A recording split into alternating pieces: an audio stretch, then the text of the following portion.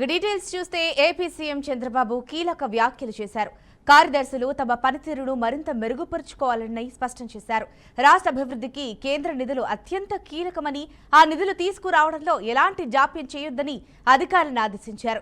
ప్రభుత్వం నిర్దేశించిన లక్ష్యాల ప్రకారం అధికారులు పనిచేయకపోతే తప్పనిసరిగా వివరణ ఇవ్వాల్సి ఉంటుందని చంద్రబాబు హెచ్చరించారు. దీనికి సంబంధించిన మరింత సమాచారాన్ని మా బీఆర్కే ప్రతినిధి సుబ్బు అందిస్తారు. సుబ్బు, చెప్పండి, ఈ అంశానికి సంబంధించిన అప్డేట్ ఏంటి?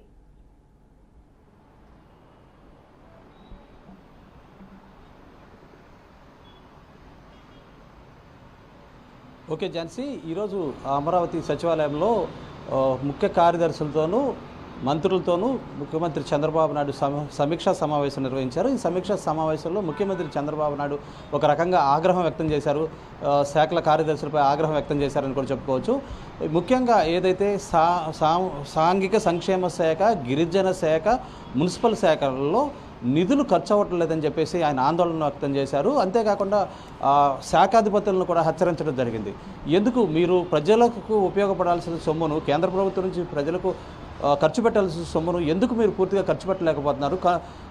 ఆ డబ్బును ఆ నిధులు మురిగిపోయేలా చేస్తున్నందుకు మీ పైన ఏ చర్యలు తీసుకోవాలని చెప్పేసి, మీరు ప్రజల సొమ్మును మీరు ప్రజలకు ఖర్చు పెట్టడంలో మీ అభ్యంతరం ఏంటని కూడా సూటిగా ప్రశ్నించినట్టుగా కూడా తెలుస్తుంది. అంతేకాకుండా ప్రస్తుతం మున్సిపల్ శాఖలో 320 కోట్లు ఉంటే ఈ సంవత్సరం మొత్తంలో 120 కోట్లు మాత్రమే ఖర్చు అయ్యాయి. దానిపైన కూడా చంద్రబాబు నాయుడు సీరియస్ అవ్వడం జరిగింది. అయితే శాఖాధిపతులు ఇదిగా వ్యవహరించాలి, బాధ్యతగా వ్యవహరించాలని చెప్పేసి, ముఖ్య కార్యదర్శులు కూడా బాధ్యతగా వ్యవహరించాలని చెప్పేసి కూడా చంద్రబాబు నాయుడు చెప్పడం జరిగింది. అంతేకాకుండా వీళ్ళందరికీ కూడా ఆగస్టు 15 వరకు కూడా డెడ్లైన్ పెట్టడం జరిగింది. ఆగస్టు 15 వరకు డెడ్లైన్ పెట్టి, ఆ డెడ్లైన్ లోపు ఆ నిధులన్నింటినీ, పెండింగ్లో ఉన్న నిధులన్నింటినీ ఖర్చు చేయాలని చెప్పేసి, వాటన్నిటిని దేనికి కేటాయించాలో వాటన్నిటికీ కేటాయించాలని చెప్పేసి, అభివృద్ధి పనులకు, సంక్షేమ పనులకు వాటన్నిటికీ ఖర్చు చేయాలని చెప్పేసి కూడా చంద్రబాబు నాయుడు వాళ్ళందరికీ సూచించినట్టుగా కూడా తెలుస్తుంది. అంతేకాకుండా ఫిబ్రవరి మొదటి వారంలో, ఫిబ్రవరి 10వ తారీఖు కల్లా ఏపీ అసెంబ్లీ సమావేశాలు నిర్వహించాలని చెప్పేసి, ఆ తర్వాత మార్చి 15 నాటికల్లా మొత్తం ఈ నిధులన్నింటినీ కంప్లీట్ చేసుకుని మళ్ళీ కొత్తగా నిధులు తెచ్చేందుకు ఢిల్లీకి వెళ్ళాలని చెప్పేసి సూచనలు చేయడం కూడా జరిగింది. ఈ మొత్తం వ్యవహారం పైన చంద్రబాబు నాయుడు చాలా సీరియస్గా ఉన్నారు. ఒకవేళ కార్యదర్శులు సరిగా పని చేయకపోతే మేము వాళ్ళు వెంటబడతామని చెప్పేసి కూడా క్లియర్గా చెప్పడం జరిగింది. ముఖ్యంగా రాష్ట్రంలో అభివృద్ధి జరుగుతుంది, కొత్త రాష్ట్రం అభివృద్ధి జరుగుతుంది. అయితే కేంద్రం నుంచి వచ్చిన నిధులను ఎందుకు ఖర్చు పెట్టలేకపోతున్నారు అని చెప్పేసి కూడా సూటిగా ముఖ్యమంత్రి చంద్రబాబు నాయుడు వాళ్ళందరినీ కూడా అడిగినట్టుంది. అయితే ఫైనాన్స్ శాఖ మాత్రమే బాగా పనిచేస్తుందని చెప్పేసి వాళ్ళకి కితాబు ఇవ్వడం జరిగింది ముఖ్యమంత్రి చంద్రబాబు నాయుడు. మిగిలిన శాఖలన్నింటిలో కూడా ప్రతి శాఖకు మీరు పనితీరు మార్చుకోకపోతే ప్రతిసారి మీ వెంట పడతామని చెప్పి నెలకొకసారి సమీక్షా సమావేశాలు కాల్ఫర్ చేస్తాం, అందుట్లో మీ ప్రతిభను మేము గుర్తిస్తాం, ఒకవేళ కనుక మీరు సరిగా పని చేయకపోతే మిమ్మల్ని డిఫాల్ట్గా గుర్తిస్తామని చెప్పేసి కూడా శాఖాధిపతులకు, ముఖ్య కార్యదర్శులకు కూడా చంద్రబాబు నాయుడు హితోపదేశం చేయడం జరిగింది. ముఖ్యంగా ఏదైతే సాంఘిక సంక్షేమ శాఖ, గిరిజన శాఖ ఏవైతే ఉన్నాయో వాటితో పాటు మున్సిపల్ శాఖ కూడా ఈ ముగ్గురు పనితీరు సరిగా లేదని చెప్పి వాళ్ళపైన అసంతృప్తి వ్యక్తం చేయడం జరిగింది. ముఖ్యంగా ఈ నిధులన్నింటినీ కూడా కేంద్ర ప్రభుత్వం పంపించే నిధులను ఎందుకు ఖర్చు చేయలేకపోతున్నారని చెప్పేసి వాళ్ళందరినీ కూడా నిలదీయడం జరిగింది. ఇప్పటి వరకు ఉన్న పెండింగ్స్ అన్నింటినీ కూడా క్లియర్ చేసి ఇక నుంచి ఏదైతే కేటాయింపులు జరపాలో వాటన్నింటినీ కూడా జనవరి 15 నాటికల్లా కంప్లీట్ చేయాలి. అవి కంప్లీట్ చేసి వాటన్నిటినీ కూడా అసెంబ్లీ సమావేశాల టైంలో మిగిలిన వివరాలన్నీ కూడా చెప్పాలని చెప్పేసి, ఆ తర్వాత ఏదైతే మార్చి 15 ఉందో మార్చి 15 నాటికి మొత్తం క్లోజ్ చేసి ఇంకా ఎస్టిమేషన్స్ అన్నీ రెడీ చేసుకొని మార్చి 15 తర్వాత ఢిల్లీకి వెళ్ళి అక్కడి నుంచి కూడా కొత్తగా నిధులు సాధించి రావాలి. ఈ బాధ్యత అంతా కూడా కార్యదర్శులు, ముఖ్య కార్యదర్శులదే ఉంటుంది, శాఖాధిపతులదే ఉంటుందని చెప్పేసి చంద్రబాబు స్పష్టం చేయడం జరిగింది. ప్రతి ఒక్కరూ కష్టపడి పనిచేయాలని, పనిచేయడం ద్వారా ర్యాంకింగ్లు ఇస్తామని చెప్పేసి కూడా చంద్రబాబు నాయుడు స్పష్టం చేయడం జరిగింది. సరిగా పనిచేయని వాళ్ళందరినీ కూడా డిఫాల్ట్ లిస్టులో పెడతామని చెప్పేసి చంద్రబాబు నాయుడు హెచ్చరించడం జరిగింది. ముఖ్యంగా గిరిజన శాఖ, సాంఘిక సంక్షేమ శాఖ పైన కూడా ఫోకస్ చేయాలని చెప్పేసి, సాంఘిక సంక్షేమ శాఖలోను గిరిజన శాఖలోనూ కూడా నిధులు సరిగ్గా ఖర్చు అవ్వట్లేదని చెప్పేసి కూడా ఆందోళన వ్యక్తం చేయడం జరిగింది. గిరిజన శాఖకు సంబంధించి ప్రత్యేక శ్రద్ధ తీసుకోవాలని చెప్పేసి, ఇదే విధంగా ఉంటే వీళ్ళపైన స్పెషల్ ఆఫీసర్లు వేయాల్సి ఉంటుందని చెప్పేసి కూడా హెచ్చరికలు జారీ చేయడం జరిగింది. Jhansi, right, thank you Subbu for the update. Telangana ప్రభుత్వానికి కొందరు కావాలనే అడ్డంకులు సృష్టిస్తున్నారని సీఎం రేవంత్ రెడ్డి ఆరోపించారు. ఫామ్ హౌస్ లో శుక్రాచార్యుడి లాంటి వ్యక్తి యజ్ఞాలు చేస్తుంటే మార్చిలు లాంటి వారు అడ్డంకులు సృష్టిస్తున్నారని విమర్శించారు.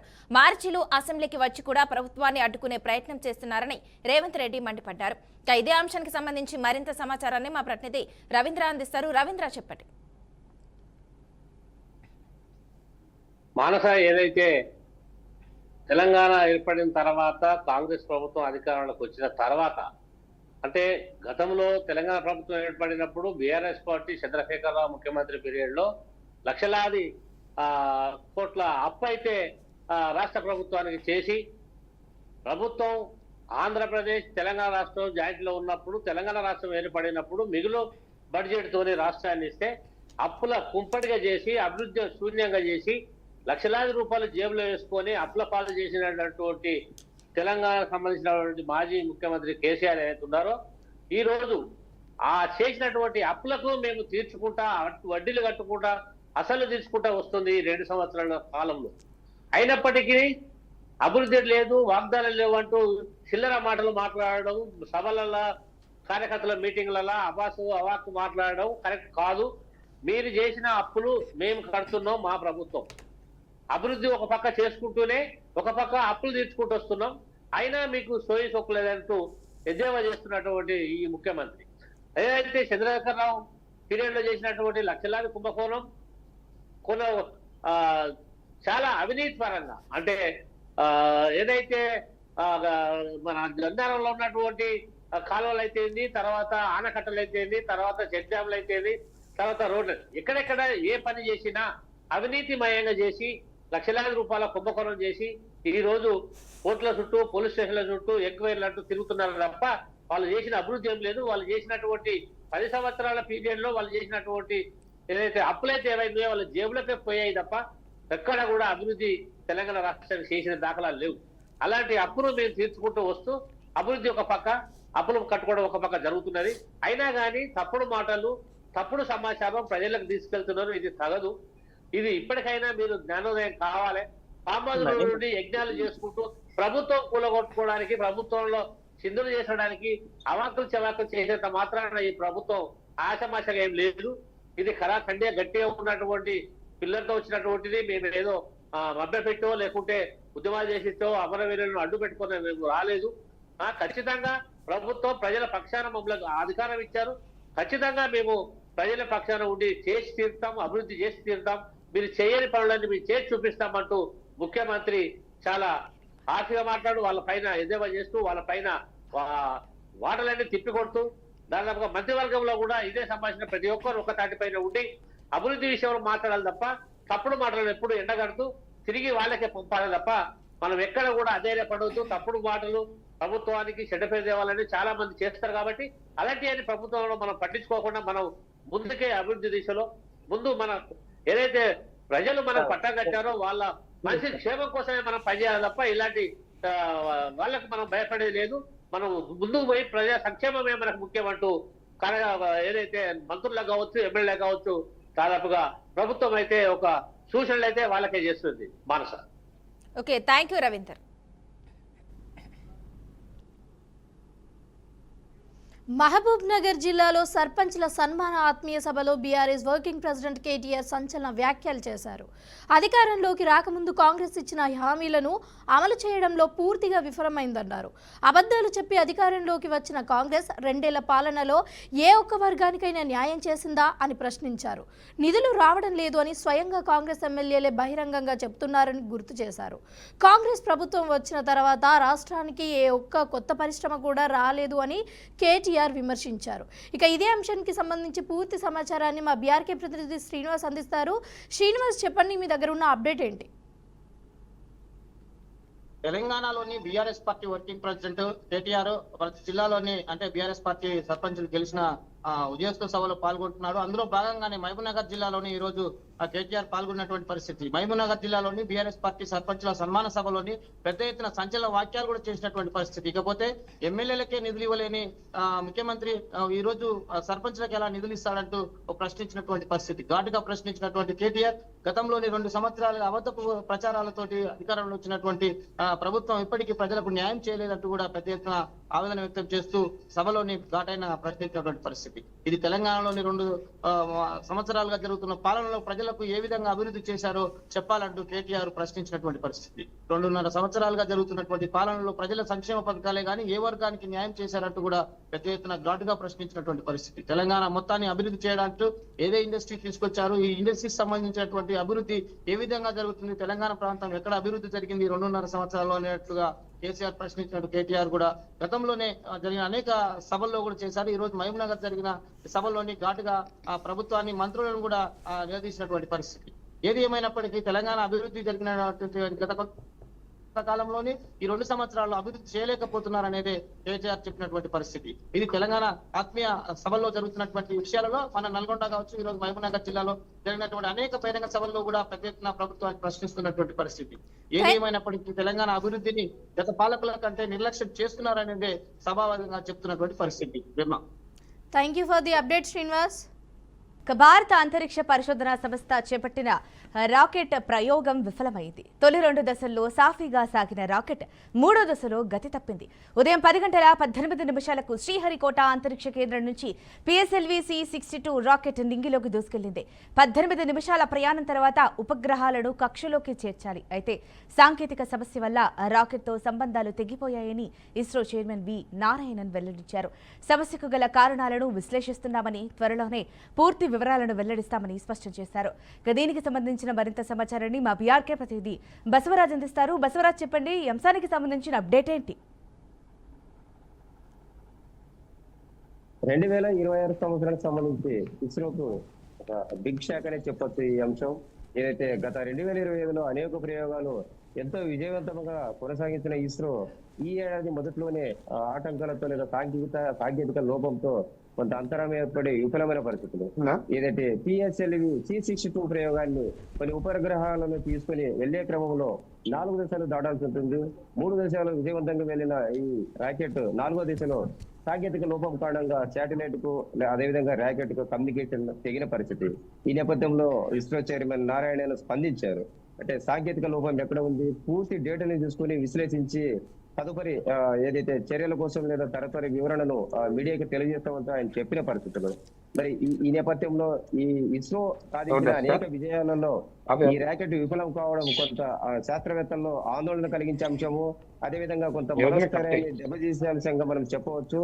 అంటే ఓవరాల్ గా PSLV C-62 గతంలో కూడా అనేక ఉపగ్రహాలను రాకెట్లకు తీసుకెళ్లిన పరిస్థితి. మరి ఈ ప్రయోగము ఈ ఏడాది మొదట్లో ఎందుకు విఫలమైంది, ఏంటి అంటే సాంకేతిక లోపం ఏ విధంగా తలెత్తింది? సాధారణంగా 18 నిమిషాల్లో ఏదైతే ఈ రాకెట్ తన గమ్యాన్ని చేరుకోవాల్సిన పని ఉంది, ఆ టైంలో చేరుకోవాల్సిన పరిస్థితి. మరి బట్ 3 దశలు పూర్తి చేసుకుని 4వ దశలో ఏదైతే కమ్యూనికేషన్ తెగిపోయింది, ఏ విధంగా తెగిపోయింది ఏంటి అనేది మరి ఇస్రో చైర్మన్ చెప్తే గానీ మనకు తెలిసే అవకాశం ఉంది. Right, thank you Basavaraj for the update.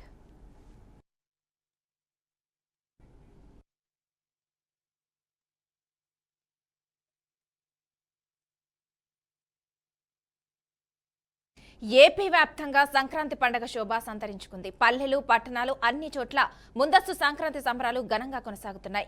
గ్రామాల్లో ఇళ్ల ముందు అందమైన రంగవల్లులు వేస్తూ మహిళలు పండుగ ఆనందాన్ని ప్రతిబింబిస్తున్నారు. రంగవల్లుల పోటీలు ప్రత్యేక ఆకర్షణగా నిలుస్తుండగా యువత ఉత్సాహంగా పాల్గొంటుంది. పలు చోట్ల సాంప్రదాయ క్రీడా పోటీలు నిర్వహిస్తూ పండుగ సందడి నెలకొంది. గంగిరెద్దుల ఊరేగింపులు, డప్పు చప్పుల మధ్య గ్రామాల వీధుల్లో సంచరిస్తూ ప్రత్యేక ఆకర్షణగా నిలుస్తున్నాయి. హరిదాసుల కీర్తనలు, భక్తి గీతాలతో గ్రామాలు మార్మోగుతున్నాయి. ఇక ఇదే అంశానికి సంబంధించి మరింత సమాచారాన్ని మా ప్రతినిధి చెంటి అందిస్తారు. చెంటి, చెప్పండి.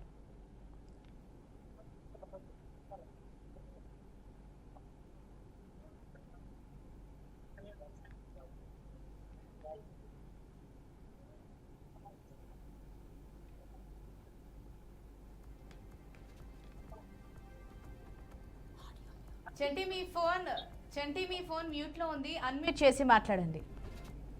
చెంటి మీ ఫోన్ మ్యూట్ లో ఉంది, అన్మ్యూట్ చేసి మాట్లాడండి.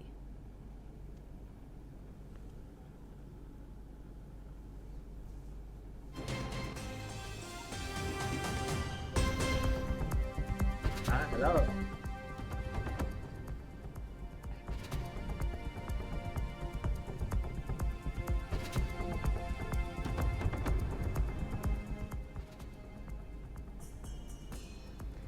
చెప్పండి చంటి.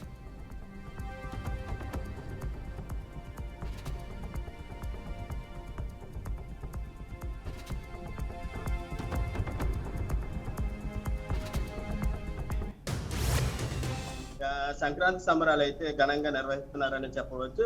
అటు స్థానిక ఎమ్మెల్యేలు అయితేనే కానీ మంత్రులు అయితేనే కానీ ప్రతి ఒక్కరు సంక్రాంతి సంబరాల్లో భాగస్వాములు అవుతూ ముందుకు సాగుతున్నారని చెప్పొచ్చు. అలాగే సదూర ప్రాంతాల్లో నివసిస్తూ సొంత ఊర్లకు వచ్చే వారు సైతం తమ ఇళ్లకు వచ్చేందుకు అయితే సిద్ధంగా ఉన్నారు. ఎక్కడికక్కడ ట్రాఫిక్ జామ్లు ఒక పక్క ట్రాఫిక్ జామ్లు అవుతూనే ఉన్నా కానీ రహదారులు మొత్తం ట్రాఫిక్ జామ్లు అవుతూనే ఉన్నాయి. అయితే సంక్రాంతి సంబరాలను దృష్టిలో ఉంచుకుని గోదావరి జిల్లాలో ఎక్కువగా సంక్రాంతి సంబరాలకు సంప్రదాయాలకు పెద్దపీట వేస్తున్న నేపథ్యంలో ఇక్కడ గత 4 రోజుల పాటు నుంచి సంక్రాంతి సంబరాలు అయితే మాత్రం చాలా ఘనంగా నిర్వహిస్తున్నట్టు చెప్పవచ్చు. అలాగే సంక్రాంతి సంబరాల్లో భాగంగా అంతర్వేదిలో ఆత్రేయపురంలో నిర్వహించిన గత 3 రోజులుగా నిర్వహిస్తున్న సంక్రాంతి సంబరాలు ఘనంగా నిర్వహించారు.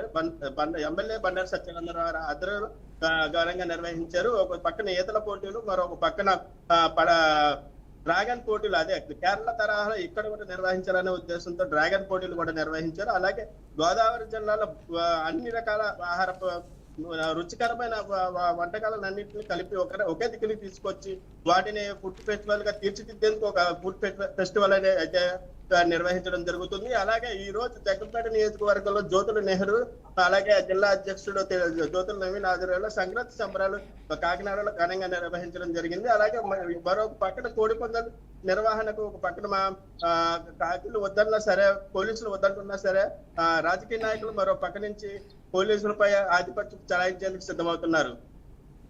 ఓకే, థ్యాంక్ యూ చంటి.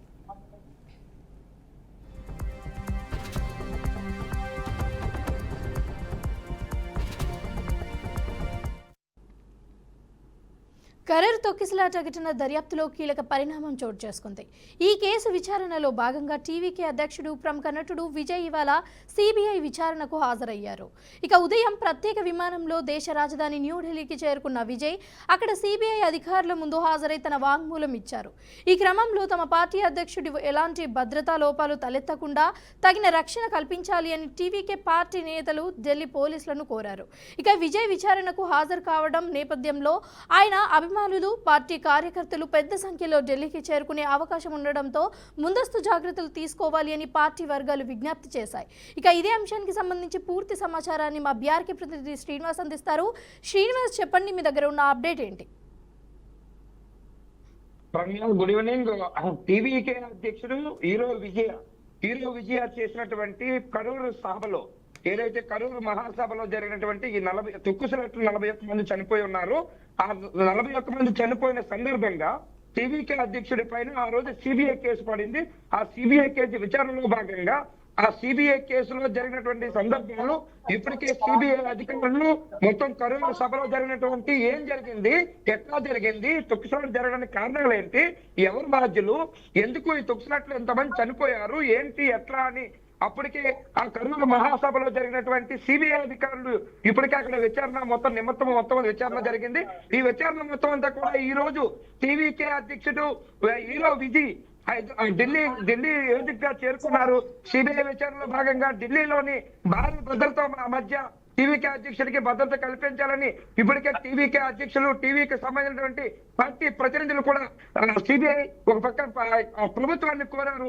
ఈ సందర్భంలోని టీవీకే అధ్యక్షుడు జరిగినటువంటి ఏదైతే అక్కడ కరోనా సభలో జరిగినటువంటి తొక్కిసలాట, ఒక పక్క రాజకీయ సమీకరణాలు, తమిళనాడులో రాజకీయాలు రంజుగా మారటము, ఏం జరుగుతుందా అనే ఆలోచనలో పడటము, ఇప్పటికే అన్నా డిఎంకే బీజేపీ ఒక పక్క ఆ సీట్ల పంపకాల్లో బిజీగా ఉన్న సందర్భంలోని మరో పక్క డిఎంకేసి ఒక పక్క విజయ్ వీళ్ళిద్దరూ కలిసి అవకాశాలు ఉన్నాయి. కాంగ్రెస్ పార్టీ 3 పార్టీలు కలిసి అవకాశాలు ఉన్నాయి సందర్భంలోని ఇవన్నీ రాజకీయ పరిణామాలతో రాజకీయ రంగం పులుముకుంది. దానిలో భాగంగా టీవీకే అధ్యక్షుడు విజయ్ పైన ఇప్పటికే సిబిఐ ముందు ఉక్కు పదం మోపుతుంది. మరోపక్క ప్రభుత్వం ఏదైతే ఉన్నదో బీజేపీ ప్రభుత్వం కూడా ఒక పక్క మాతో సీట్లు కలపాలి, మాతో పొత్తు పెట్టుకోవాలన్న ఆలోచనలకు కూడా ఉన్నదన్న ఆలోచన ఉన్న దానికోసమే సిబిఐ ఎంక్వైరీ చేసింది. దానికోసమే ఈ సిబిఐ ఎంక్వైరీలోని ఇప్పటికే ముమ్మరం చేసింది. ఈ ముమ్మరం చేయటం వల్ల దేశంలోని ఇప్పటికే ఢిల్లీ వేదికగా టీవీకే హీరో అధ్యక్షుడు విజయ్ ఇప్పటికే చేరుకున్నారు. దీని సందర్భంగా భద్రత కల్పించాలని కోరుతున్నారు. ఎట్టి పరిస్థితుల్లో కూడా మళ్ళీ ఇంకోటి ఇట్లాంటి జరగకుండా చూడాలని కోరుకుంటున్నారు. ఇది చూసుకోవాల్సిన బాధ్యత భద్రత దేశ ప్రభుత్వం చేయాలని చెప్పి కోరుతున్నారు. ఒక పక్క పోలీస్ యంత్రాంగాన్ని కోరుతున్నారు. దీని భాగంగానే సిబిఐ కేసులన్నీ కూడా ఒక పక్క ఏవైతే ఉన్నాయో రాజకీయ పరిణామాలతో ముందుకు వెళ్తున్నాయని చెప్తున్నారు. Ramya, thank you for the update Srinu.